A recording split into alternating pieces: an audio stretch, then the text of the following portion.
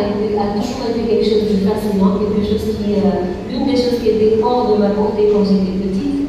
Donc pour moi, mon art, elle se limitait vraiment peut-être à l'écriture, à la lecture.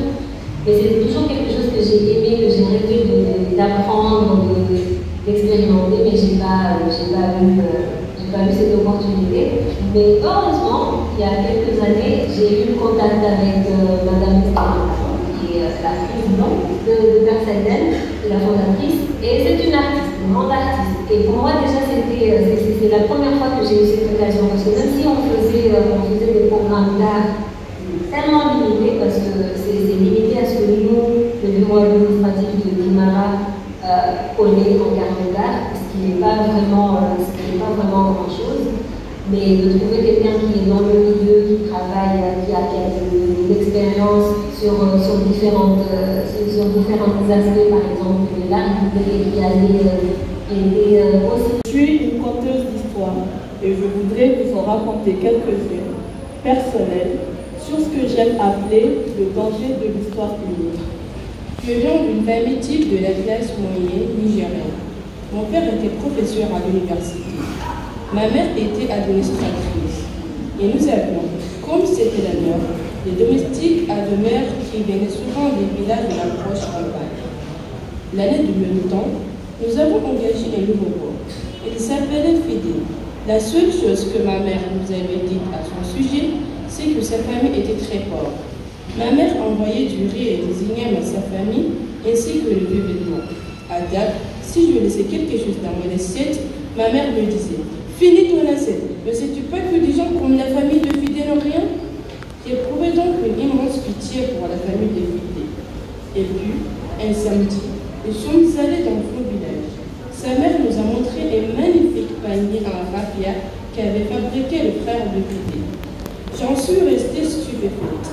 Il ne m'était pas venu à l'esprit que quelqu'un de sa famille puisse fabriquer quoi que ce soit. Tout ce que j'avais entendu dire d'eux, c'était qu'ils étaient très pauvres. De sorte qu'il m'était devenu impossible de les voir autrement que pauvres et seulement cela. La pauvreté était mon histoire unique à leur sujet. J'y avais pensé des années plus tard, quand j'ai quitté le Nigeria pour aller faire mes études aux États-Unis. J'avais 19 ans. J'ai posé un choc à ma colocataire américaine. Elle m'a demandé où j'avais appris à parler si bien l'anglais. Et quand je lui ai dit que l'anglais était la langue officielle du Nigeria, ça l'a déboussolée. Elle m'a demandé si elle pouvait écouter ce qu'elle a appelé ma musique tribale. Et elle a été très déçue lorsque j'ai sorti ma cassette de Maria Carey. Ce qui m'a frappé, c'est ceci. Elle avait eu pitié de moi avant même de me voir. Sa position par défaut envers moi en tant qu'africaine était une sorte de pitié condescendante et bien intentionnée. Ma colocataire avait une histoire unique de l'Afrique et c'était une histoire catastrophale. Dans cette histoire unique, il était impossible que des Africains soient semblables à elle, impossible qu'existent des sentiments plus complexes que la pitié, impossible que s'établisse une relation entre l'un et l'autre.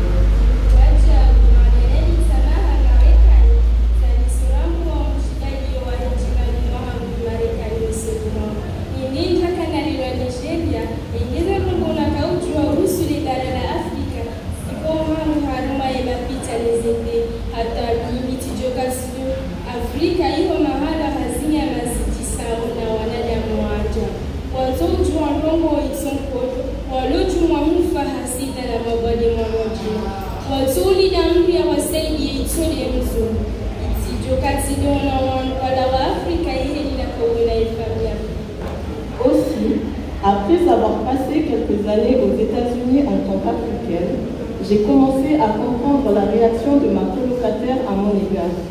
Si je n'avais pas grandi au Nigeria et si tout ce que je connaissais de l'Afrique provenait des images populaires, je penserais moi aussi que l'Afrique est le lieu de paysages magnifiques, d'animaux magnifiques et de gens incompréhensibles qui mènent des guerres absurdes, meurent de la pauvreté et du sida, sont incapables de plaider leur propre cause et attendent d'être sauvés par un gentil étranger blanc. Je verrai les Africains de la même façon qu'enfant, j'ai vu la famille de Fidé.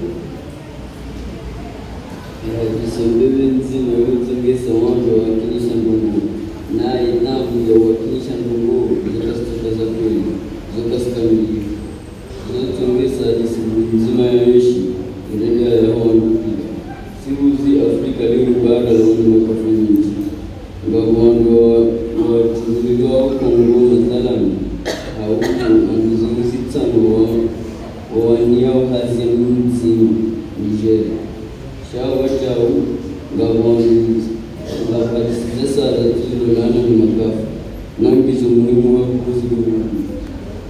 L'histoire unique crée des stéréotypes.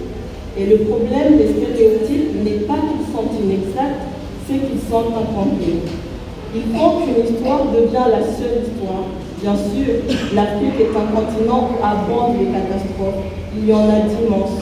Mais il y a d'autres histoires qui, elles ne relèvent pas de la catastrophe et il est très important, tout aussi important d'en parler.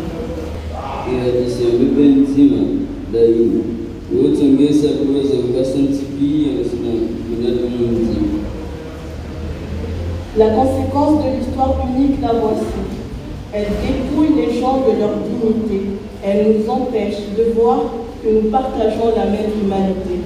Elle met l'accent sur ce en quoi nous sommes différents, plutôt que sur ce en quoi nous sommes semblables.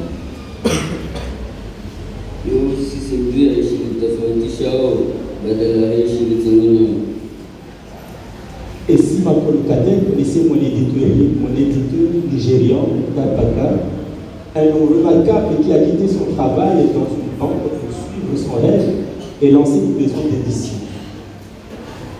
Et si ma colocataire avait entendu parler de l'avocate qui a récemment intenté une action en justice pour contester la loi ridicule exigeant que les femmes obtiennent l'accord de leur mari avant de renouveler leur passeport. Et si ma colocataire avait entendu parler de ma merveilleuse et ambitieuse dresseuse de chevaux qui vient de lancer son business dans... Les histoires ont été utilisées pour déposséder et pour calomnier, mais des histoires peuvent aussi servir à reprendre du pouvoir et à humaniser. Des histoires peuvent briser la dignité d'un peuple, mais des histoires peuvent aussi restaurer cette dignité brisée. Nous vous remercions.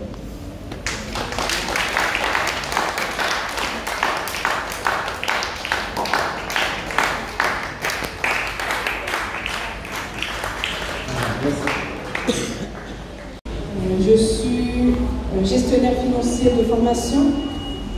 Je viens de plusieurs milieux associatifs, notamment du sport. Il y a quelques-uns qui peuvent se demander qu'est-ce que tu fais là? Parce qu'ils m'ont connu dans le sport à travers l'association Femmes en Mouvement. Je suis aussi membre de Domaine Comore qui œuvre sur l'eau potable, la biodiversité, aussi la gestion des déchets, la gestion durable des déchets. Et également, je milite aussi sur la cause féminine, mais aussi sur la santé de... Les enfants d'Imara, j'ai vu des enfants qui étaient enthousiastes, qui ont mangé. Donc, merci beaucoup.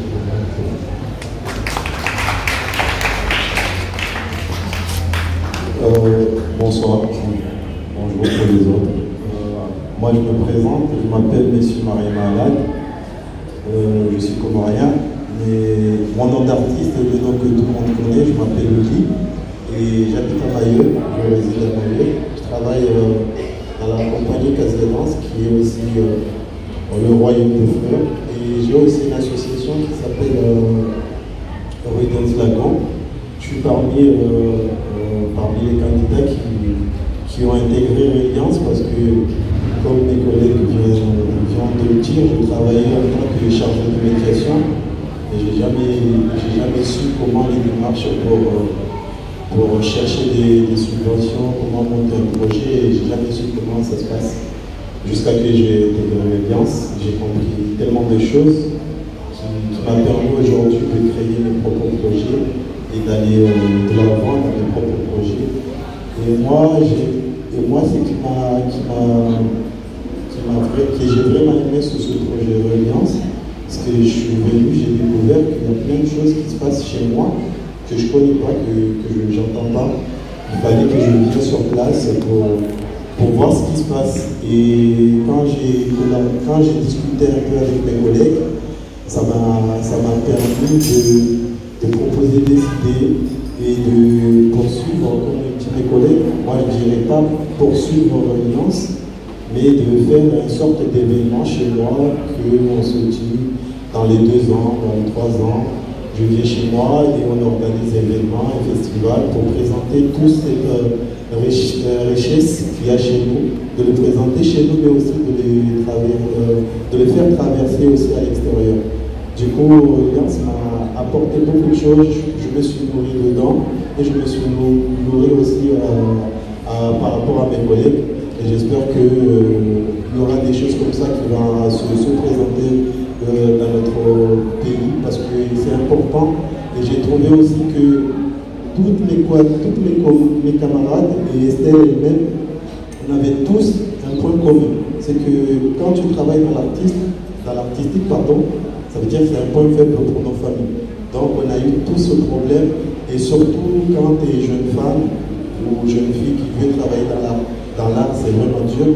Du coup, on a eu tous cette...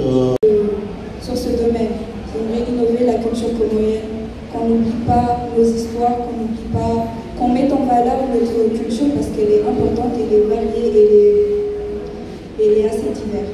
J'ai un projet, c'est de créer un centre qui s'appellera Sti Art. Dans ce centre, c'est un centre qui sera consacré à l'art et au STEM. Les gens y viendront pratiquer les sciences, l'art et aussi partager leurs connaissances parce que c'est important, partager leurs connaissances avec d'autres personnes. Et au niveau de l'art, moi l'art m'a permis à moi de me séparer du monde, de prendre du temps pour moi-même et j'aimerais en faire autant pour les autres parce que c'est important de pratiquer l'art qui est en soi, d'avoir un moment pour soi-même. Et dans ce centre aussi, j'aimerais que l'on mette en scène les histoires comoriennes comme la Halima Hadis, les mettre en scène pour que ça reste, pour que nos enfants ils connaissent ces histoires parce que c'est important pour eux de les connaître. Merci.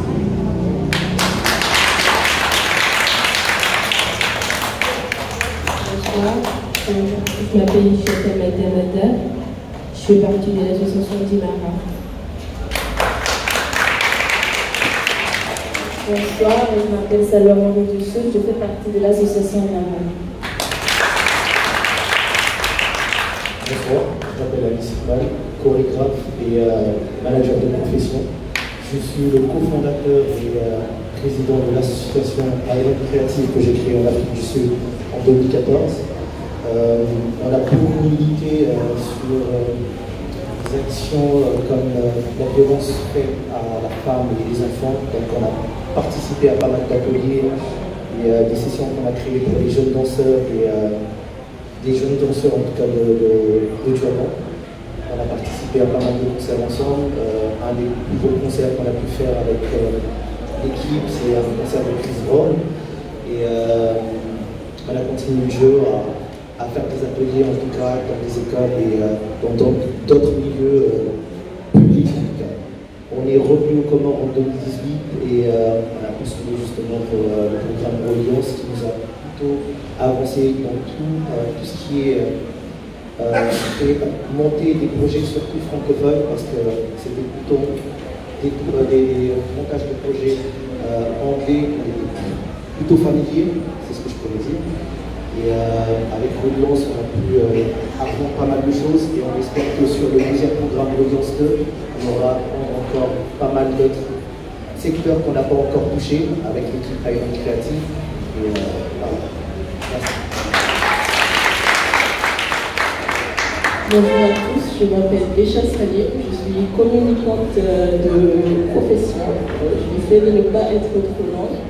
Alors, je travaille pour l'association Island Créative, je suis la secrétaire générale. Jusque-là, je n'étais que dans l'administration, jusqu'à ce que j'intègre le programme Reliance, qui m'a en quelque sorte permis de me réconcilier avec l'une de mes plus grandes passions, qui est la lecture.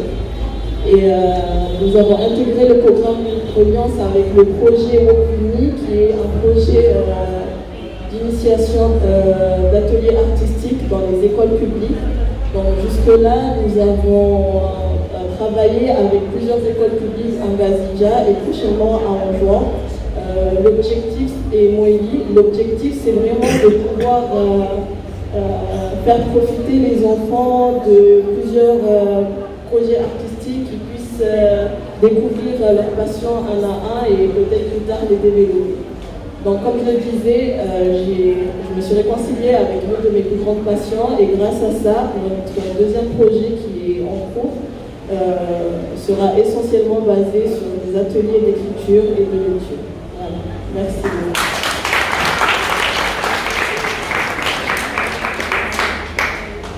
Bonsoir, je m'appelle Rustam Ismail. Je suis le nouveau administrateur de la compagnie Cheza. Je suis membre fondateur d'une association qui s'appelle Tidjaoulanga, une association de danse traditionnelle avec qui on a créé le festival de Ziki, le festival de danse et chant traditionnel comorien. J'ai intégré Reliance pour me former sur l'administration culturelle, montage de projets, suivi et évaluation. Donc je remercie beaucoup Estelle et l'équipe Reliance pour avoir fait partie des primés. J'espère aussi le transmettre à ceux qui n'ont pas eu l'occasion d'être là. Inch'Allah. Merci. Merci d'être venu. Moi je m'appelle Nabiswani Kora, mieux connu sous le nom de Djouma, danseur professionnel de la compagnie Cheza. Je travaillais récemment avec la compagnie Casabiance de Mayotte. Je pense que plein de choses ont été dites et redites, je ne vais pas revenir là-dessus. Juste pour vous dire qu'en fait, le programme de Lyon m'a permis de voir d'un œil nouveau tout ce que je pratique il y a déjà des années. Et ça m'a permis de comprendre de plus en plus mon domaine parce que je peux être interprète, danseur, mais le programme de Lyon m'a permis de vouloir, de faire plus et de savoir comment le faire. Donc le projet de Lyon, ça m'a permis de voir, de comprendre. Donc maintenant, espérons pour la suite, maintenant en tant qu'interprète, pourquoi pas demain être professeur ou bien chorégraphe, Dieu le saura. Néanmoins, moi je vais faire tout ce que je pourrais faire pour y arriver et avec des programmes comme Reliance, des gens comme l'Alliance française, des directrices et des directeurs qui se suivent ici, bon, ils ont tout fait pour que nous, au moins, on puisse avoir cette chance et l'occasion. Donc avant tout, je les remercie tous et merci beaucoup.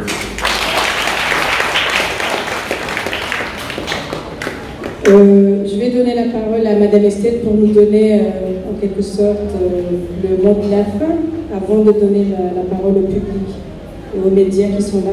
Merci beaucoup. C'est parti. Ça va être le mot des remerciements. Déjà, je voudrais remercier énormément les jeunes d'Imara. Haïda n'est pas là, mais je sais combien elle est fière de vous et on parle souvent de nos ados.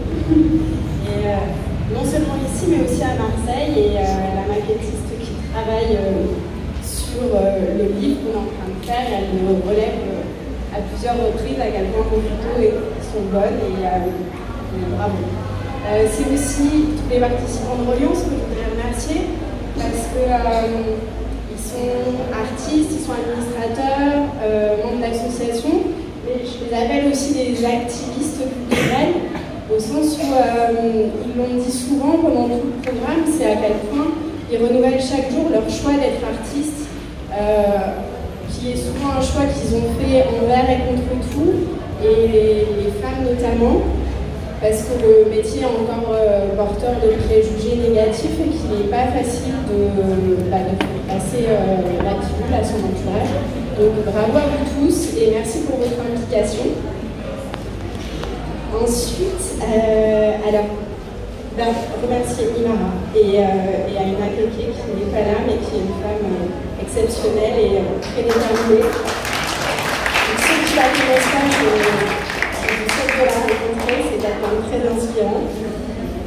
Island Creative, qui est le partenaire co-porteur du projet ici aux Comores, le Royaume des Fleurs, qui est le partenaire co-porteur du projet à Mayotte, et aussi un grand merci à l'Alliance, à Anaïs et à toute son équipe, et vraiment à toute son équipe, parce qu'on a passé des semaines ici.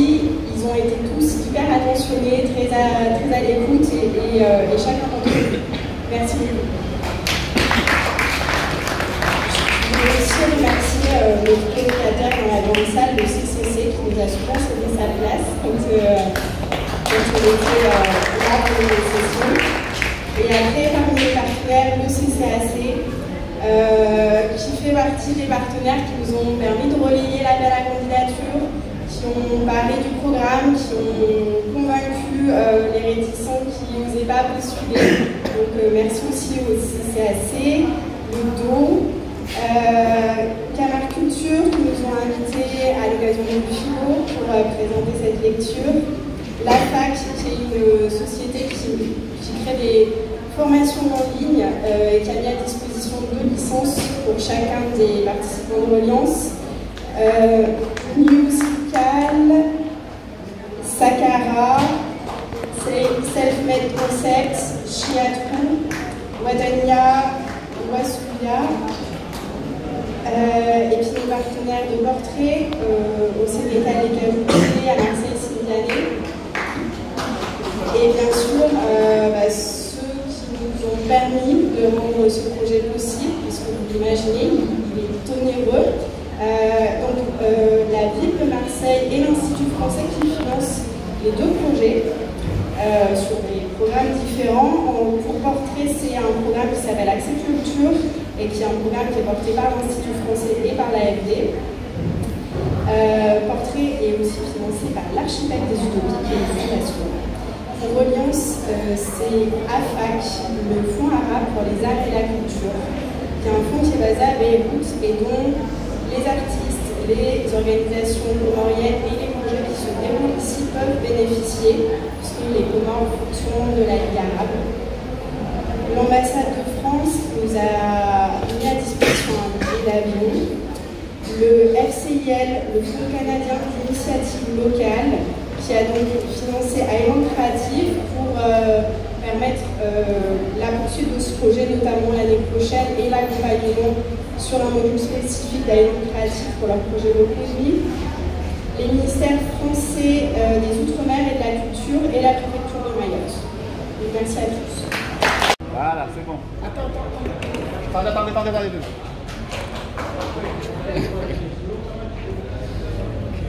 C'est bon?